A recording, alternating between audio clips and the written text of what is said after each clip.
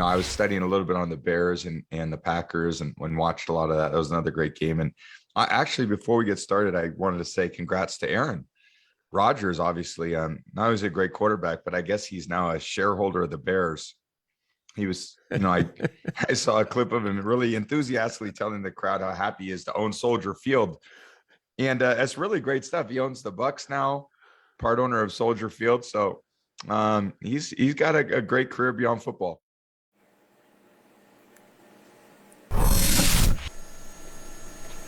All right, listen, obviously some tongue-in-cheek from Tom Brady talking about Aaron Rodgers, telling the Bears fans, hey, I've owed you my entire bleeping life.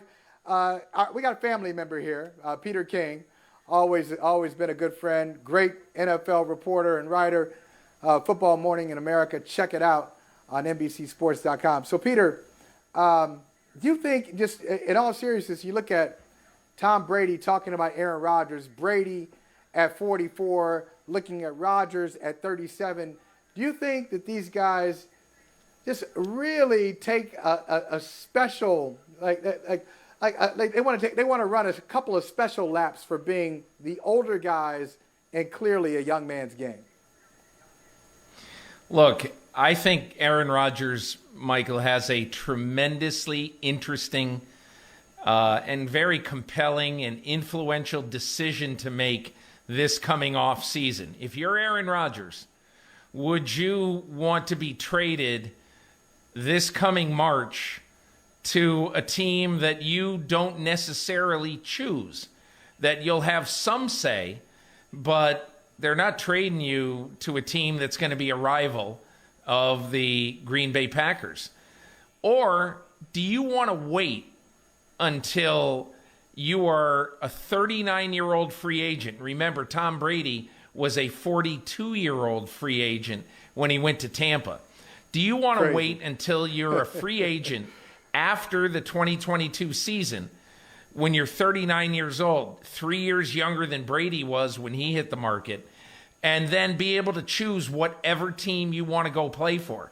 That is the choice that Aaron Rodgers has to make. And to me, it's almost no lose, but I do think that the one thing that if I were Rodgers is I'd say to the Packers, if you don't sign Devontae Adams in 2021, for 2022 at least, then I'm not interested in staying. Now, I don't have any idea if he would do that, but that is the kind of power that he could lord over the organization, especially if he continues to play at a high level and they have a division-winning season and at least make some noise in the playoffs. Yeah, it's so funny, Peter. I have so many people talking to me about Aaron Rodgers. A friend of mine from Northeast Ohio checked in yesterday. He said, hey, Aaron Rodgers will look good with the Browns. And then we were talking earlier, if Ben Roethlisberger moves on from the Steelers, hey, Aaron Rodgers will look good in Pittsburgh. And then the Broncos.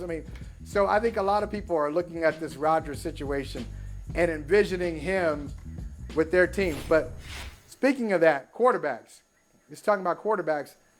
What do you know about Deshaun Watson? Because there was a little movement yesterday that, hey, he could be traded sooner rather than later to the Dolphins.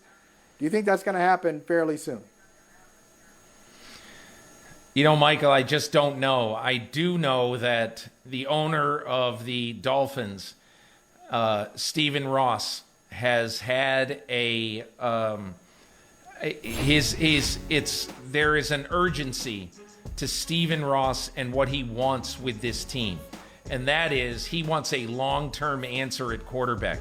The hard thing for Chris Greer and, for everybody in that organization, Chris Greer, the general manager, Brian Flores, the coach, is that if you draft a player 5th overall in 2020, which they did with Tua Tagovailoa, it's going to be an absolute total waste if you trade for Deshaun Watson right now and give up Tua Tagovailoa. Either sending him back to Houston in trade or keeping him and letting him play the rest of the year and then seeing what you can get for him at the end of the year.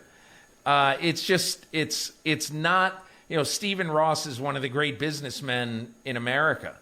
And I don't know any other business that he would say, hey, let's throw away this huge investment we made, an investment that really may work out. We don't know yet. We haven't seen enough of him yet.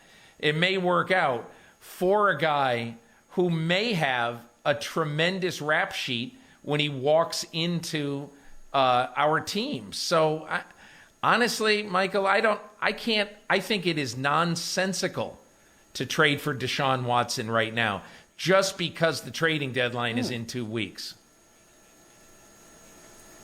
Well, but I can see it from the Texans' perspective now, because Miami has been so disappointing, Peter. I mean, if you're talking about first-round picks, let's say you get their first-round pick in 2022, that's going to be a pretty good pick. Whereas if you had traded Watson in the offseason and everything is resolved, now you got Watson at quarterback. Instead of 1-5, maybe they're 5-1, maybe. So at least their draft pick, their next draft pick is valuable, and they have more draft picks to offer to the Texans. I can see it making sense from the Houston perspective, because it seems like they finally reconciled no Deshaun Watson in the organization. But Michael, you're assuming that what I think is faulty logic, that Deshaun Watson would have played for Miami this year. And so he would have played well enough for them to be 5-1. I can't assume that Deshaun Watson would have played. Do you think the NFL, with those multiple cases of some sort of sexual harassment or sexual assault, do you think the NFL is going to allow him at that point to step on the field and play for any team? I mean, it's possible. Why not I suspend him then? And you could say, why not put him on the commissioner's list now? I'm saying, but you Peter, could put him on the commissioner's. Yeah. Why haven't they? Because the Texans basically have done the NFL a solid. He has not been, the reason why the commissioner's exempt list has been used in the past, it's been used against players who were charged with very serious crimes. Okay, so right now, Deshaun Watson has been accused of very serious crimes, all right? But he's not been charged, in courts of law. He's not had to put up bail. So it's a different thing right now. And that's why he hasn't been. But I could see the NFL, if Miami trades for him and attempts to put him in the lineup. In my opinion, the only way I would do this if I were Miami is if they've gotten a nod and a wink from the NFL that said, we will not stand in the way of Deshaun Watson playing football before his case is adjudicated. If that's the case and they want to trade for him, I would understand. But still, Michael, here's the other problem. How can Houston get the best deal possible when you don't know what the future penalty on Deshaun Watson is going to be, either in a court of law or by the NFL? What if he reaches out-of-court settlements with 15 women or 20 women in this case? And so he doesn't have any court, he doesn't have any, he's not facing jail time. But what would the NFL do with a guy who had to settle cases with women over sexual assault charges? In my opinion, he still could be facing a lengthy suspension. So whether that suspension comes in the last, say, 8 weeks of this year, or the first 8 weeks of next year, man, you better think that Deshaun Watson not only is great, but this is absolutely unequivocally out of character, and he'd never do anything like this again. Yeah, interesting point. Look, let's talk about Deshaun Watson, one Clemson quarterback, and let's talk about another one. In his situation, not Trevor Lawrence. I got no issues with Trevor Lawrence. I think he's going to be fantastic. Even though the Jaguars only have one win, I like what I've seen so far from Trevor Lawrence. But how about his head coach? We've talked about him a lot. A couple of weeks ago, they get that win in London. The Urban Meyer, choir got kind of quiet, and I was leading it. I got to admit, I was leading that choir. The choir's quiet now on Urban Meyer. Do you think he is he built for the long haul in Jacksonville? Is he built for it? Is Shad Khan about Urban Meyer staying there for a long time? See, I think it's such a good question, Michael, and I don't know how it's possible to know that, because nobody in Gainesville thought that Urban Meyer was going to be out when he was out, and nobody in Ohio State really did either. But I do think right now, when you look at Urban Meyer's situation, that was a pretty desperately needed victory, because it shows that they are doing some things right. And look, at the end of the game, it was his decision. Basically talking with Brian Schottenheimer and Darrell Bevell, his offensive coaches, on the sidelines, it was his decision with 5 seconds left to sort of go against the grain and say, I think we can pick up 8 yards and still have time to call a timeout and kick the field goal.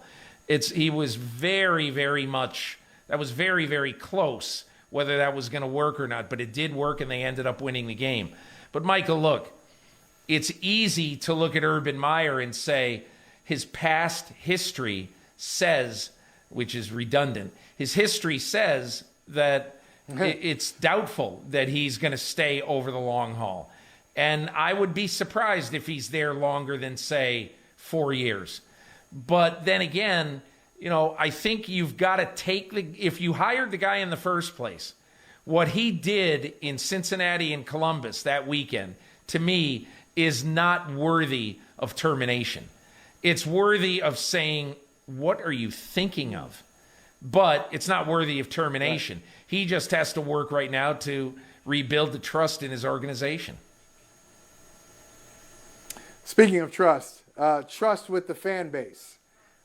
The emails that came out that did lead to the termination of John Gruden led to some embarrassment for Adam Schefter, led to some embarrassment for Jeff Pash and others. What's the story there? Because I know, if I'm thinking like a fan, I say, well, wait a minute. They keep saying there are 650,000 emails. And we've heard just about a few of them, and they're explosive.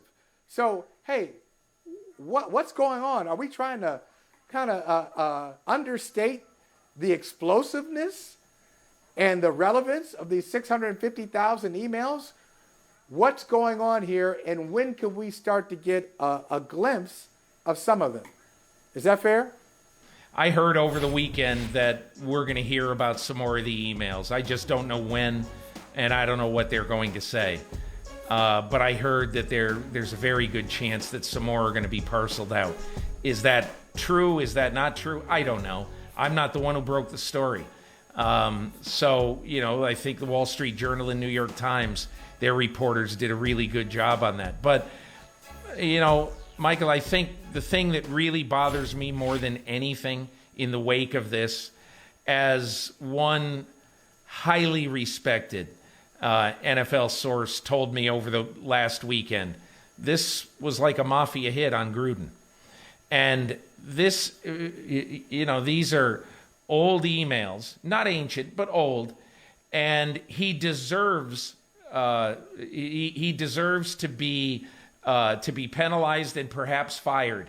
And I have no problem with him not being the coach of the Raiders anymore. You can't walk into a locker room with the only openly gay player in football and with the majority of players in the locker room being black. You can't walk in there after those emails. So I don't blame him for being gone. I don't blame the Raiders somehow, some way, the quote resignation, unquote. I don't blame them.